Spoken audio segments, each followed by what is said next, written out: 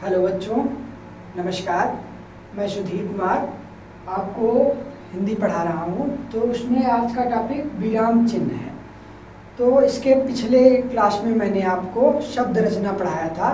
शब्द रचना में मैंने आपको शब्दों का स्वरूप बताया था कि क्या कौन से कितने शब्द कितने भागों में बटे हुए हैं। उसमें से आपके सिलेबस में जो था तत्सम, तद्भव, पर्यायवाची और विलोम, ये सब मैंने चीज़ें आपको डिस्कस किया था। यहाँ आज हम विराम चिन्ह पढ़ेंगे।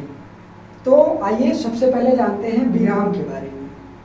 इसका जो अर्थ होता है, इसका जो शाब्दिक अर्थ होता है, किसका, विराम चिन्ह का जो अर्थ होता है, या इसको कहते हैं, इसको अर्थ इसका होता है ठहराव या फिर रुकना, या क्या कह सकते हैं इसको, विश्राम।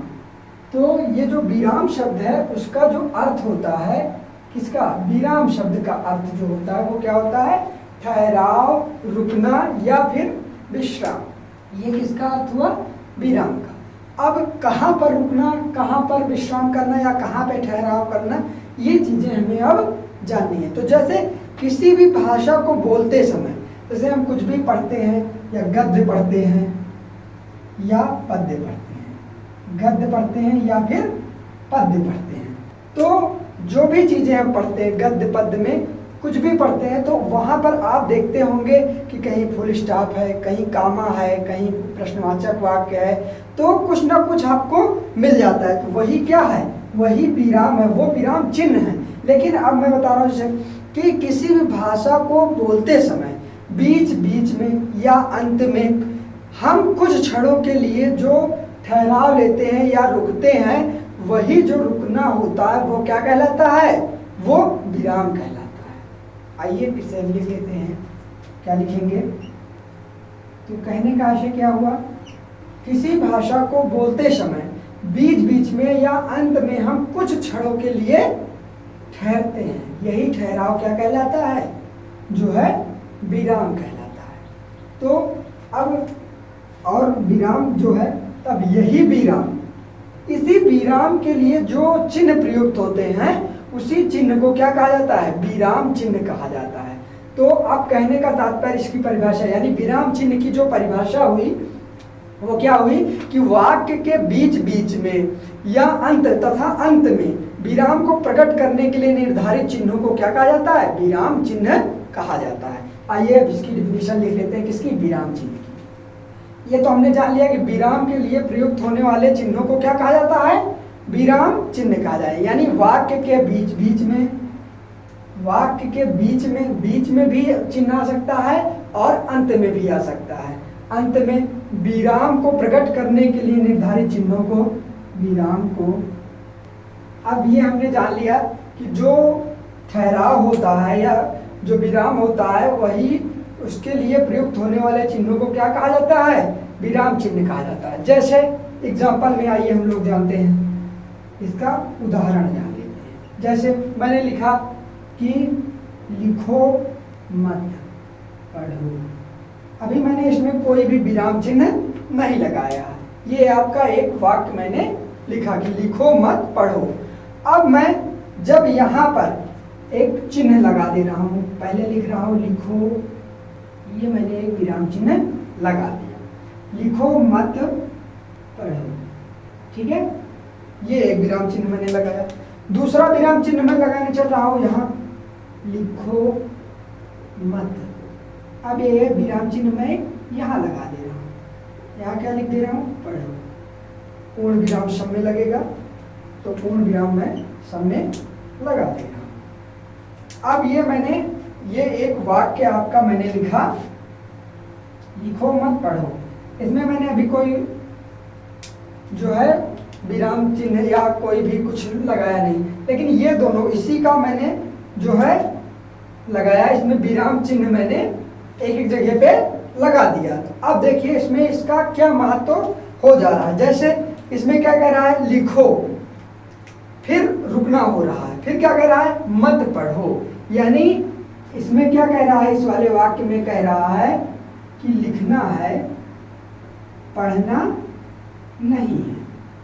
क्या करना है, लिखना है, पढ़ना नहीं है। लेकिन अब इसमें मैंने विराम चिन्ह को मत के बाद लगा दिया, तो इसमें क्या कहने का आशय हो गया, क्या कह रहा है, लिखो मत, यानी लिखना नहीं है। इस वाले वाक्य में क्या हो जाएगा, लिखना नहीं होगा, पढ़ो, केवल पढ़ना है, यानी पढ़ना रहेगा इसमें। तो अब देख लीजिए विराम चिन्ह को थोड़ी देर के लिए ठहराव में क्या क्या हो गया, क्या क्या चीजें बदल गई कि पहले में क्या लिखो, फिर थोड़ी देर रुकना है, मतलब ठहराव करना है कुछ क्षण के लिए, फिर मत पढ़ो, लिखो, रुक गए हम लोग, मत पढ़ो, यानी ये दोनों वर्ड जल्दी जल्दी में, ना कोई इस दोनों के बीच में हमें कोई भी विराम चिन्ह नहीं मिला, तो यहाँ पर हम रुकेंगे नहीं। यहाँ पर हमें कामा यानी अल्प विराम का जो चिन्ह है कामा, ये हमें मिला, तो यहाँ पर हम थोड़ी देर के लिए ठहरेंगे, तो यहाँ पर इसका लिखो, फिर ठहर गए, फिर मत पढ़ो, यानी लिखना है, पढ़ना नहीं है। फिर यहाँ लिखो मत, हम इसको दोनों को एक साथ पढ़ेंगे, इसमें फिर थोड़ी देर विराम देंगे, फिर यहाँ पर आगे पढ़ेंगे कि पढ़ो, यानी लिखो मत पढ़ो, यानी लिखना नहीं है, पढ़ना है केवल। तो आप लोग आई होप विराम चिन्ह समझ गए। अब हम जानते हैं विराम चिन्ह कितने हैं, हमारे विराम चिन्ह के भेद कितने हैं। तो विराम चिन्ह के निम्नलिखित भेद हैं, ठीक है, निम्न भेद हैं। तो एक एक करके आइए हम लोग जानते हैं कि कितने भेद हैं, क्या है क्या नहीं। तो नंबर 1 हम लोग जानते हैं अल्प विराम। अल्प विराम जिसे हम लोग इंग्लिश में क्या कहते हैं, कॉमा, क्या कहते हैं, कॉमा। ये इंग्लिश में इसको कहते हैं, किसको, अल्प विराम को हम लोग कॉमा कहते हैं। इसका जो चिन्ह होगा, ये अल्प विराम मैंने बताया, अब इसका जो चिन्ह लगेगा वो क्या होगा, ये ऐसे, जैसे अभी मैंने बताया लिखो मत पढ़ो, तो वहां जो मैंने कामा लगाया था वही कामा है, तो इसका चिन्ह ये हो गया। दूसरे नंबर पे आइए हम जानते हैं अर्ध विराम। पहला हमने क्या जाना, अल्प विराम यानी कामा, हल्का सा, ये आपको भी मैंने दिखाया, थोड़ी क्षण के लिए रुकना है। अर्ध विराम अब हम जानते हैं, यानी इसको इंग्लिश में क्या कहेंगे, सेमी कॉलन, क्या कहेंगे, सेमी कॉलन, क्या कहेंगे इसे, सेमी कॉलन, सेमी कॉलन, अर्ध विराम। अब इसका जो चिन्ह होगा वो क्या होगा, बिंदी और कॉमा, ये इसका चिन्ह हो जाएगा, सेमी कॉलन। इसमें जब अल्प विराम से ज्यादा समय के लिए रुकना हो तो वहां क्या होगा, अर्ध विराम का इस्तेमाल किया जाता है, ठीक है। अब आइए हम लोग आगे बढ़ते हैं। तीसरे नंबर पे हम लोग जानते हैं पूर्ण विराम। क्या जानते हैं, पूर्ण विराम। इसको इंग्लिश में क्या कहा जाता है, पूर्ण विराम को फुल स्टॉप, ठीक है, फुल स्टॉप। अब इसका जो चिन्ह होता है वो क्या होता है, एक डंडी, केवल एक पाई खींच दीजिए, वो क्या हो गया, पूर्ण विराम। एक के आकार में एक जैसा लिखा जाता है वैसे लिख दीजिए, वो क्या हो जाएगा, पूर्ण विराम हो जाएगा। अब ये जो पूर्ण विराम है ये कहाँ लगता है, वाक्य जब समाप्त हो जाए, एक वाक्य जैसे समाप्त हो गया, वही जैसे मैंने लिखा था लिखो मत पढ़ो, तो पढ़ो, एक वाक्य ये पूरा समाप्त हो गया, वहां पर क्या हो जाएगा, फुल स्टॉप लग जाएगा, ठीक है। ये तीन चीजें आपको समझ जाए, अल्प विराम, अर्ध विराम और पूर्ण विराम। अब हमें क्या जानते हैं, अब चौथा हम लोग जानते हैं योजक चिन्ह। नंबर 4 क्या, योजक चिन्ह। इसे इंग्लिश में क्या कहते हैं, हाइफेन, क्या कहा जाता है, हाइफेन। इसका जो चिन्ह होता है वो क्या होता है, केवल एक पाई ऐसे खींच देते हैं, जैसे डैश टाइप में, डैश इसे नहीं बोलते हैं, डैश इससे बड़ा होता है, लेकिन ये डैश की तरह ही होता है। क्या कहते हैं, योजक चिन्ह। योजक चिन्ह किसे कहते हैं, जब दो चीजों को जोड़ना रहे, जैसे दिन रात के बीच में जोड़ने के लिए योजक चिन्ह का इस्तेमाल होता है। जैसे पाप पुण्य के बीच में योजक चिन्ह लग जाता है, तो वही क्या है, योजक चिन्ह है। अब हम जानते हैं चौथा बार, पांचवा नंबर। पांचवा नंबर क्या है, पांचवे पे क्या आ जाएगा, निर्देशक चिन्ह, जिसे डैश कहा जाता है इंग्लिश में। इसे इंग्लिश में क्या कहते हैं, डैश। अब ये जो डैश है ये जो हाइफन से बड़ा होता है, ये छोटा ये बड़ा, ऐसे डैश, ठीक है। जैसे कोई वक्तव्य जो है या कोई जो है किसी ने कुछ बोला है, उसको लिखने के लिए, जैसे सुभाष चंद्र बोस ने कहा कुछ या गांधी जी ने कुछ बोला हो, तो उसको जो उन्होंने वक्तव्य कहा हो उसको कहने के लिए कि गांधी जी ने कहा, फिर डैश लगाया जाता है। उसके बाद जो भी वक्तव्य उन्होंने कहा उसे लिख दिया जाता है। ठीक है, तो ये निर्देशक चिन्ह इसको कहते हैं। आइए अब आगे बढ़ते हैं। छठे नंबर पे हम लोग जानते हैं क्या, छठे नंबर पे विवरण चिन्ह। विवरण चिन्ह जिसे कहते हैं, इसे इंग्लिश में क्या कहा जाता है, colon and dash. Colon and dash. अब इसका जो चिन्ह होता है वो कैसे होता है, ये दो बिंदी और एक डैश की दिया जाए, ये क्या है, इसका चिन्ह है। कुछ लोग जो है इसे क्या कहते हैं, इसे केवल डैश के रूप में ही इस्तेमाल करते हैं, लेकिन ये गलत है। विवरण चिन्ह जो है ऐसे होता है, दो बिंदी और एक डैश खींचा जाएगा, तो वो क्या होगा, विवरण चिन्ह, यानी कॉलन एंड डैश हो जाएगा। ठीक है, तो ये 6 हो गए। अब आइए और आगे बढ़ते हैं, 7 नंबर देखते हैं हम लोग। 7वें नंबर पे क्या है, 7वें नंबर पे आएगा प्रश्नवाचक चिन्ह। प्रश्नवाचक चिन्ह, जिसे इंग्लिश में क्या कहा जाएगा, क्वेश्चन मार्क। ये जो क्वेश्चन मार्क होता है, इसका जो सिंबल होता है वो कैसे होता है, ये हंसिए के आकार में और नीचे एक बिंदी। ठीक है, ये क्या है, क्वेश्चन मार्क, यानी प्रश्नवाचक चिन्ह जिसे कहा जाता है। अब ये 7 हो गए। 8वां हम लोग बढ़ते हैं। 8वें नंबर पे क्या आएगा, विस्मयादिबोधक चिन्ह। इंग्लिश में इसे क्या कहेंगे, साइन ऑफ एक्सक्लेमेशन। इसका जो चिन्ह होता है वो कैसे होता है, एक पाई और नीचे एक बिंदी, यानी एक फुल स्टॉप वाला, जैसे पूर्ण विराम में मैंने बताया, एक डंडी, उसके बाद फिर नीचे बिंदी। बिंदी बोले तो ये वाली, जैसे यहाँ बिंदी रखी हुई है, यहाँ बिंदी, वैसे ही एक बिंदी उसके नीचे आ जाएगी, तो यहाँ क्या होगा, विस्मयादिबोधक चिन्ह हो जाएगा। अब ये जो मैंने बताया कि विस्मयादिबोधक, ये कहाँ इस्तेमाल होता है, जैसे कि खुशी हो गई, दुख हो गया, जैसे मैंने कहा कि ओह मैं जीत गया, ओह मतलब, तो क्या हो गया, वहाँ विस्मयादिबोधक चिन्ह प्रयोग में होगा। तो ऐसे ही जैसे बादल फट जाए, कहेंगे ओह बादल फट गया, तो वहाँ क्या होगा, विस्मयादिबोधक चिन्ह का प्रयोग होगा।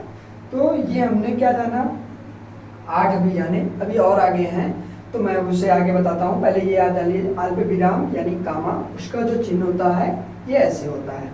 अर्धविराम सेमीकोलन, ये उसका चिन्ह ऐसे होता है। पूर्ण विराम फुल स्टॉप जिसे इंग्लिश में कहते हैं, एक डंडी खींच दीजिए, फुल स्टॉप हो गया। योजक चिन्ह यानी हाइफेन, केवल डैश से थोड़ा छोटा होता है। निर्देशक चिन्ह यानी डैश, डैश थोड़ा क्या होता है, हाइफेन से बड़ा होता है। विवरण चिन्ह, विवरण चिन्ह क्या होता है, कॉलन एंड डैश, उसका चिन्ह डबल बिंदी और डैश होता है। प्रश्नवाचक चिन्ह क्वेश्चन मार्क, क्या हंसिया के आकार के, उसके नीचे बिंदी। विस्मयादिबोधक चिन्ह क्या है, साइन ऑफ एक्सक्लेमेशन, वो क्या होता है, एक पाई और नीचे बिंदी, यानी ये क्या है, ये खुशी, हर्ष, दुख, ये सब में प्रयोग में आता है। ठीक है, ये हमने 8 जान लिए, इसको आप नोट कर लीजिए। इसके आगे फिर मैं बढ़ता हूँ। ठीक है, अब इसको मैं इरेज करता हूँ। 9वां जो है वो क्या है, विस्मयादिबोधक 8वां था। 9वां उद्धरण बोधक चिन्ह। कोई जरूरी नहीं है कि ये जो मैं सीरियल से बता रहा हूँ इसी सीरियल से आपको याद रहे, ये कोई जरूरी नहीं है, मैं ऐसे बता दे रहा हूँ। उद्धरण बोधक चिन्ह यानी इन्वर्टेड कामा। ये उद्धरण बोधक चिन्ह इन्वर्टेड कामा का मतलब क्या है, ये 2 प्रकार के होते हैं, सिंगल यानी एक इन्वर्टेड कामा और 2 इन्वर्टेड कामा।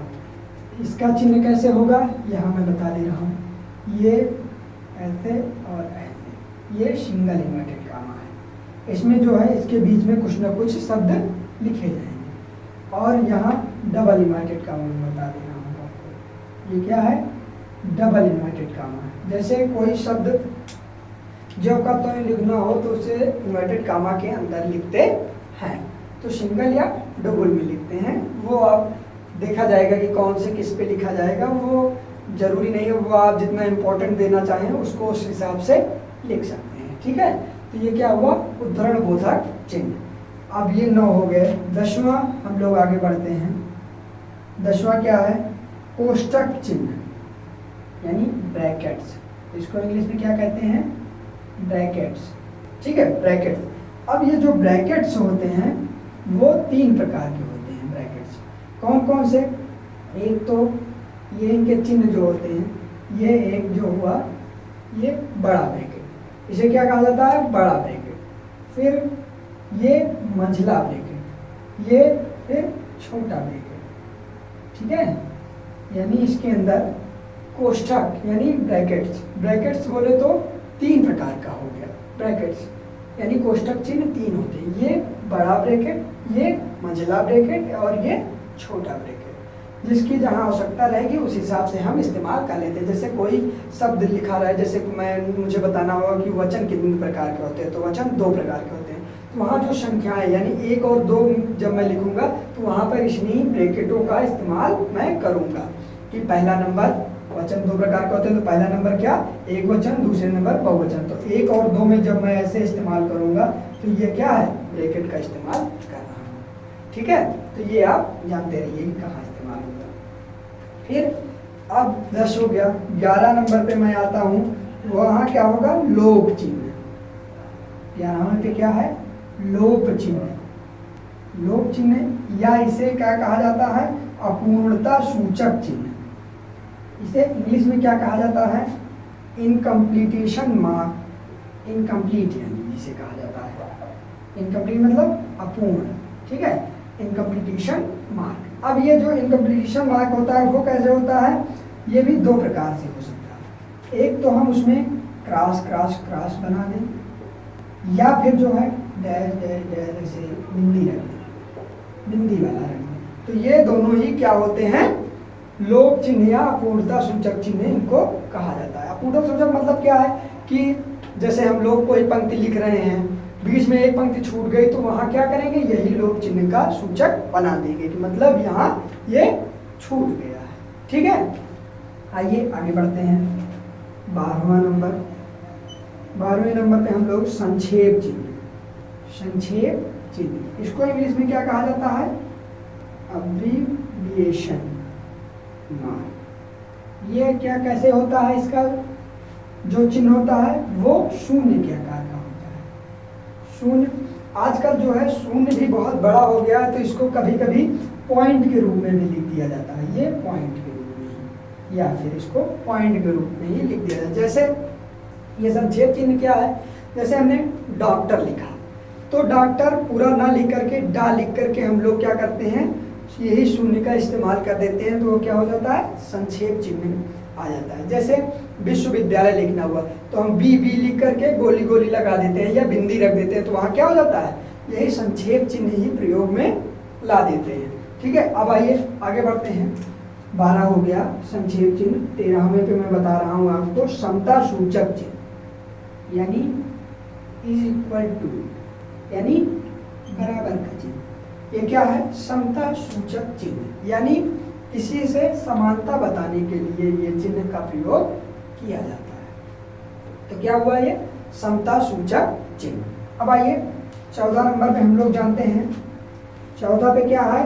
परिणति सूचक चिन्ह। इसका इंग्लिश में क्या इसको बोलते हैं? कि ग्रेटर देन साइन। मतलब इसका जो साइन होता है वो कैसे बनता है? ग्रेटर देन, ऐसे। ये इसका परिणति सूचक चिन्ह, यानी किसी से कैसे, किसी का जो है, जैसे मान लीजिए उदाहरण कहाँ से हुआ, या उससे किसी से जैसे 10 जो है 9 से बड़ा है, तो उसको बड़ा दिखाने के लिए कैसे इसका प्रयोग किया जाता है। या जो है राम श्याम से बड़ा है, तो वहाँ पर क्या होगा? इसी सूचक का इस्तेमाल किया जाएगा। तो ये हमने क्या बताया?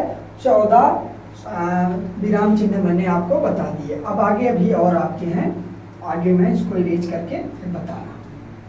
15 14 मैंने आपको बता दिया कि जो है समता सूचक, 14 परिणति सूचक चिन्ह बताया। आप जानते हैं हंस पद चिन्ह। 15 नंबर में हम लोग जानते हैं क्या? हंस पद। हंस पद चिन्ह, हंस पद चिन्ह। इसको जो है इंग्लिश में क्या कहा जाता है? कैरेट। कैरेट, हंस पद चिन्ह या कैरेट। कैरेट जो होता है इसका जो चिन्ह होता है वो कैसे होता है, वी जो होती है उसको उल्टा कर दीजिए। ये क्या हुआ, हंस पद चिन्ह।